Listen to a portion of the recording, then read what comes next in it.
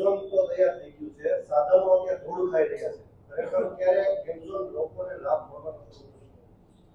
રાજકોટ મહાનગરપાલિકા દ્વારા ફ્લાયઓવર બ્રિજની નીચે રાજ્ય સરકારની સૂચનાથી બ્યુટિફિકેશનનો એક સારો કોન્સેપ્ટ રાજકોટના શહેરીજનો માટે, વિદ્યાર્થીઓ માટે અમે લોકોએ જે એક પાર્ક બનાવ્યું છે બ્રિજની નીચે, એ પાર્કની અમારી એક કાયદાની પ્રક્રિયા હોય છે કે અમારે ટેન્ડર પ્રક્રિયા કરવાની હોય છે.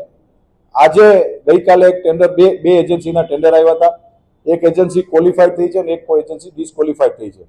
કાયદાની જોગવાઈ મુજબ જ્યારે એક એજન્સી ક્વોલિફાઈડ થતી હોય ત્યારે અમારે રીટેન્ડરમાં જવું પડે.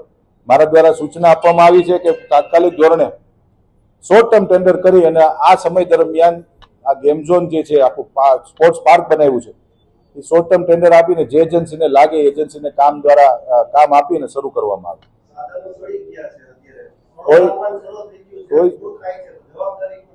કોઈ સાધનો સડ્યા નથી.